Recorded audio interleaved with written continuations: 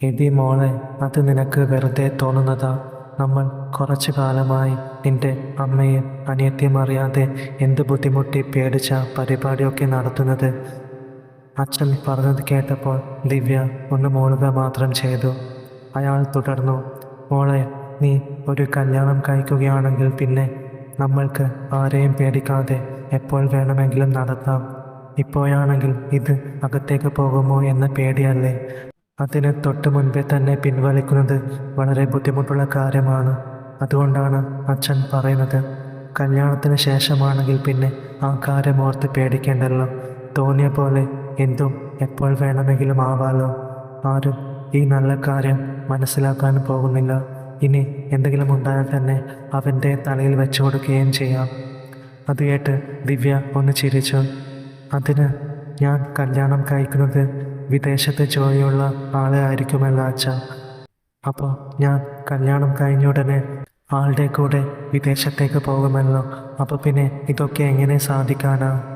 അച്ഛൻ, ആഹാ, അത് കൊള്ളാലോ. അതിന് ഞാൻ സമ്മതിച്ചാലല്ലേ. നിന്നെ ഒരു വിദേശ ജോലിക്കാരനും കല്യാണം കഴിപ്പിച്ചു കൊടുക്കുന്നില്ല. നിന്നെ നാട്ടിൽ നല്ല ജോലിയുള്ളവന് മാത്രമേ ഏൽപ്പിക്കൂ. അല്ലെങ്കിലും ഈ വിദേശത്ത് ജോലിയുള്ളവരെ വിശ്വസിക്കാൻ കൊള്ളത്തില്ല മോളെ. അവർക്കൊക്കെ അവിടെ പല സെറ്റപ്പും ഉണ്ടാവുമെന്നേ. ദിവ്യ, ഹോ, ഈ അച്ഛൻ്റെ ഒരു കാര്യം എന്തൊക്കെ തള്ളാണ്. അച്ഛൻ്റെ സൂത്രം എനിക്ക് മനസ്സിലായിട്ടോ. എന്നാലും ഒരു വല്ലാത്ത സ്വാർത്ഥത തന്നെ, ദിവ്യ ഒരു ചിണുങ്ങളോടെ പറഞ്ഞു. അത് കേട്ട് അയാൾ ഒരു നിമിഷം മൗനം പാലിച്ചു. പിന്നെ പറഞ്ഞു, മോളെ, സ്വാർത്ഥതയല്ല, ആഗ്രഹങ്ങളാ. അച്ഛൻ്റെ ആഗ്രഹങ്ങൾ തീരുന്നില്ലല്ലോ. മോൾക്കറിയാലോ അച്ഛന് ഹാർട്ടിന് പ്രശ്നമുണ്ടെന്ന്. അപ്പോൾ എപ്പോൾ വേണമെങ്കിലും പോകാം. അമ്മയാണെങ്കിൽ ഇപ്പോൾ പണ്ടത്തെ പോലെയല്ല, ഇപ്പോൾ വേറെ മുറിയിലുമാണല്ലോ. അപ്പോൾ അത്രയും പറഞ്ഞ് അയാൾ വിഷമത്തോടെ മുഖം താഴ്ത്തി. അത് കേട്ട് അവൾക്ക് വിഷമമായി. ദിവ്യ, അച്ഛ, ഇങ്ങനെ വിഷമിക്കാതെ, എല്ലാം ശരിയാകും. എന്ത് ആഗ്രഹമുണ്ടെങ്കിലും പറഞ്ഞോളൂട്ടോ, സാധിച്ചു തരാമല്ലോ. അച്ഛൻ, താങ്ക് യു മോളെ. ദിവ്യ, ആ പിന്നെ ഇപ്പോൾ എനിക്കുടനെ വേണം കേട്ടോ. അത് കേട്ടപ്പോൾ അയാൾക്ക് സന്തോഷമായി. ഉടനെ അയാൾ സഹായിച്ചു. ഇവരുടെ സംസാരവും പ്രോഗ്രാമുമെല്ലാം പുറത്തു നിന്ന് ഒളിഞ്ഞു കേൾക്കുകയായിരുന്നു ദിവ്യയുടെ അനിയത്തി നീരജ. സത്യത്തിൽ എല്ലാം കേട്ട് നീരജ അന്താളിച്ചു പോയി. അവളുടെ കാതുകളെ അവൾക്ക് വിശ്വസിക്കാനായില്ല. താൻ എന്തൊക്കെയാണ് ഈ കേൾക്കുന്നത്? ഒരിക്കൽ പോലും ഇങ്ങനെ ഒരു ട്വിസ്റ്റ് ഉണ്ടാകുമെന്ന് കരുതിയതല്ല. ചേച്ചി പോലും തന്നോട് ഈ കാര്യം പറഞ്ഞില്ലല്ലോ. പറഞ്ഞിരുന്നുവെങ്കിൽ, ഒന്ന് ചെറുതായിട്ടെങ്കിലും സൂചിപ്പിച്ചിരുന്നുവെങ്കിൽ താനും അവരുടെ കൂടെ ചേർന്നേനെ. ഇത്രയും നല്ല പ്രോഗ്രാമിലേക്ക് ഒരു നല്ല അവസരം നഷ്ടമായതോർത്ത് നീരജയ്ക്ക് വിഷമം തോന്നി. അങ്ങനെ ഏതാണ്ട് 1 മണിക്കൂറോളം നീരജ അങ്ങനെ നിന്നു. പിന്നെ പ്രോഗ്രാം കഴിഞ്ഞ് കർട്ടനിട്ടു എന്ന് മനസ്സിലായപ്പോൾ അവൾ വേഗം അവളുടെ റൂമിലേക്ക് ഓടി. പിന്നെ ദിവ്യ പുറത്തിറങ്ങി വേഗം അവളുടെ മുറിയിലേക്കും ചെന്നു. ഇതേ സമയം മുറിയിലെത്തിയ നീരജ സമയം നോക്കി. 11:45. 12 മണിക്ക് മുൻപേ തന്നെ പ്രോഗ്രാം കഴിഞ്ഞ് ദിവ്യ ചേച്ചി ഇറങ്ങി. വല്ലാത്ത മിടുക്കി തന്നെ. ഒറ്റയ്ക്ക് എല്ലാം സാധിക്കുക. എപ്പോഴെങ്കിലും തനിക്ക് ഒരവസരം വരും, അപ്പോൾ പണി കൊടുക്കാം, ആ സ്ഥാനം തട്ടിയെടുക്കാം, നീരജ ചിന്തിച്ചു. പിന്നീട് 12 മണിയായപ്പോൾ ഹാളിലെ ക്ലോക്കിൽ മണിയടിക്കുന്ന ശബ്ദം നീരജ കേട്ടു. സമയം ഒരുപാടായി, വേഗം ഉറങ്ങിയേക്കാം. അതും ചിന്തിച്ച് അവൾ പുതപ്പ് മൂടി പുതച്ച് കിടന്നു. അങ്ങനെ പിറ്റേന്ന് രാവിലെ നീരജ വേഗം എണീറ്റ് കുളിച്ച് വേഷം മാറി മുറിയിൽ നിന്നും ഇറങ്ങി. അപ്പോൾ അമ്മ ഹാളിലെ ടേബിളിൽ ഫുഡ് നിരത്തി വെക്കുവാണ്. അച്ഛനാണെങ്കിൽ സിറ്റ് ഔട്ടിലിരുന്ന് പത്രം വായിക്കുവാണ്. നീരജ ടേബിളിനടുത്തുള്ള കസേരയിലിരുന്നതും സൗണ്ട് കേട്ട് അച്ഛൻ തിരിഞ്ഞു നോക്കി. പിന്നെ ശ്രദ്ധ പത്രവായനയിൽ തന്നെ തിരിച്ചു. ഓ, നമ്മളെ ഒന്നും ഒട്ടും ഇഷ്ടമല്ലല്ലോ അച്ഛന്. എപ്പോഴും ദിവ്യമോൾ അവൾ മനസ്സിൽ പറഞ്ഞു. അങ്ങനെ നീരജ ഫുഡ് കഴിച്ചുകൊണ്ടിരിക്കുമ്പോൾ ദിവ്യ എണീറ്റ് കുളിക്കാൻ പോകുന്നതേ ഉണ്ടായിരുന്നുള്ളൂ. അവൾ ഹാളിലേക്ക് വന്നു. ദിവ്യ, എടി, ഞാൻ എണീക്കാൻ കുറച്ച് ലേറ്റായി പോയിട്ടോ. നീ ഒന്ന് വെയിറ്റ് ചെയ്യണേ. എപ്പോഴും ദിവ്യയും നീരജയും ഒരുമിച്ചാണ് കോളേജിൽ പോകാറ്. ദിവ്യ PG ഫസ്റ്റ് ഇയറിലും നീരജ ഡിഗ്രി ഫസ്റ്റ് ഇയറിലുമാണ് പഠിക്കുന്നത്. നീരജ, എന്താ ചേച്ചി, ഇന്നലെ രാത്രി ഉറങ്ങിയില്ലേ? മുഖത്ത് നല്ല ക്ഷീണമുണ്ടല്ലോ, അവൾ ഒരു കളിയാക്കലോടെ പറഞ്ഞു. ദിവ്യ, ഇന്നലെ നന്നായി ഉറങ്ങിയടി. അതും പറഞ്ഞ് ഒരു കള്ളച്ചിരിയോടെ അവൾ കുളിമുറിയിലേക്ക് പോകവേ പെട്ടെന്ന് അച്ഛൻ പറഞ്ഞു, മോളെ, ഇന്ന് വേറൊരു നല്ല കല്യാണാലോചന വന്നിട്ടുണ്ട് കേട്ടോ. ആള് ഇവിടെ IT പാർക്കിൽ സോഫ്റ്റ്വെയർ എഞ്ചിനീയറാണ്. കാണാനും നല്ല പയ്യനാ. നമുക്ക് നോക്കിയാലോ മോളെ? ദിവ്യ, അയ്യോ അച്ഛ, എനിക്കിപ്പോൾ കല്യാണമൊന്നും വേണ്ടെന്നേ. അതും പറഞ്ഞ് കോട്ട് വായുമിട്ടോണ്ട് അവൾ കുളിമുറിയിലേക്ക് പോയി.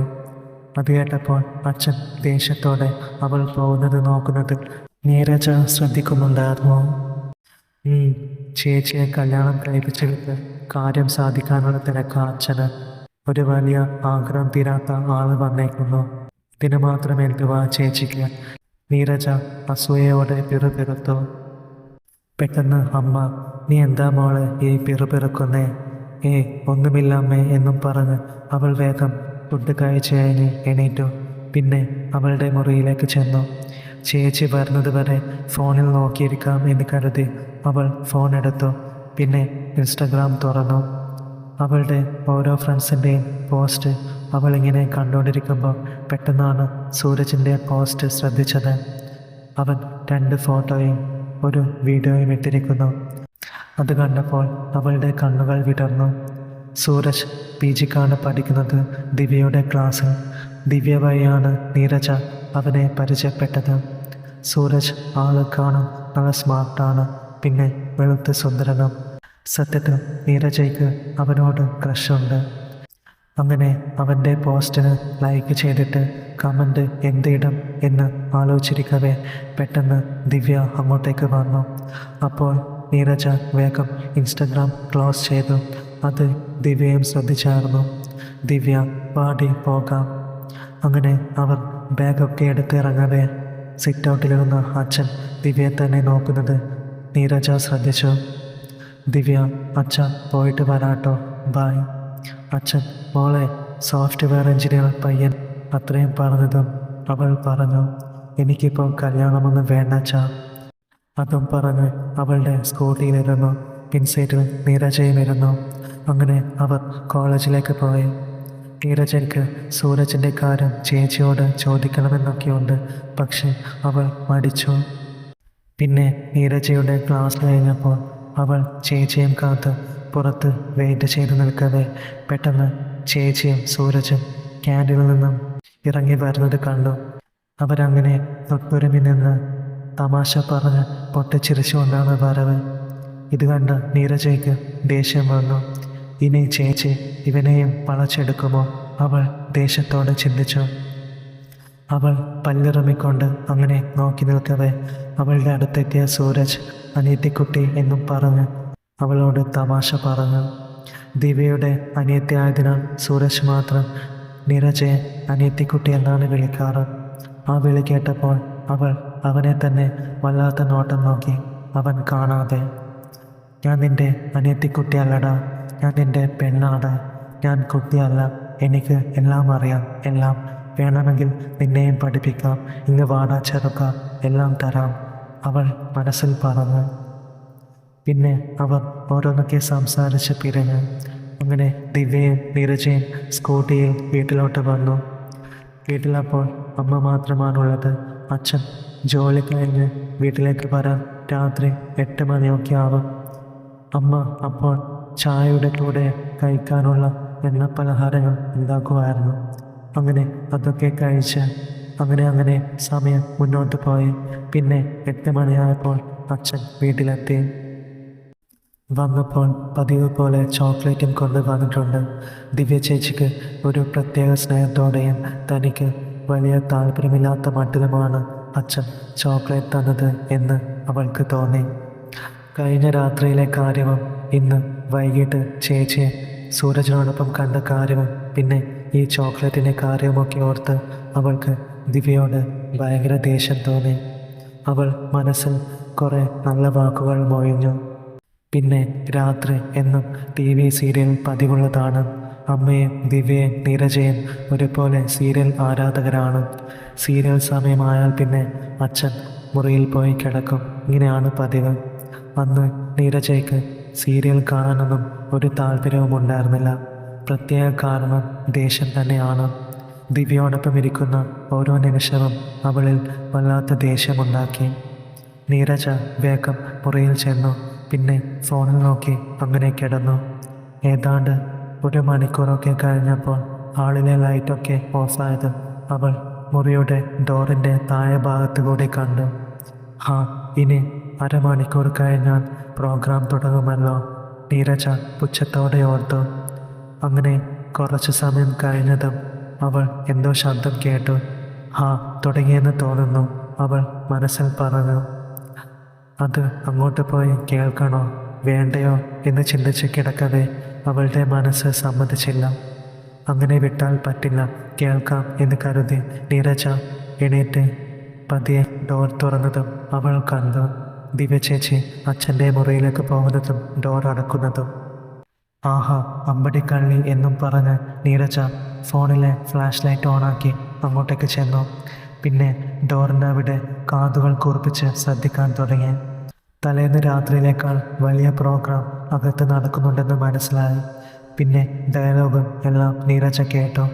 പിന്നെ പ്രോഗ്രാം കഴിയാറായി എന്ന് മനസ്സിലായപ്പോൾ പെട്ടെന്ന് അവൾ അവിടെ നിന്നും തിരിച്ച് അവളുടെ മുറിയിലേക്ക് നടക്കവേ പെട്ടെന്ന് ദിവ്യ ചേച്ചിയുടെ മുറിയിൽ നിന്നും ദിവ്യ ഡോർ തുറന്ന് പുറത്തേക്ക് വരുന്നത് ഫോണിലെ ഫ്ലാഷ് ലൈറ്റ് വെട്ടത്തിൽ നീരജ കണ്ടു. ചേച്ചിയുടെ കയ്യിൽ ഒഴിഞ്ഞ വാട്ടർ ജാറുമുണ്ട്. നീരജ ഞെട്ടി വിറച്ചു പോയി. ചേച്ചി ഇവിടെയാണെങ്കിൽ അപ്പോൾ അവിടെ അച്ഛൻ്റെ മുറിയിലുള്ളതാരാ?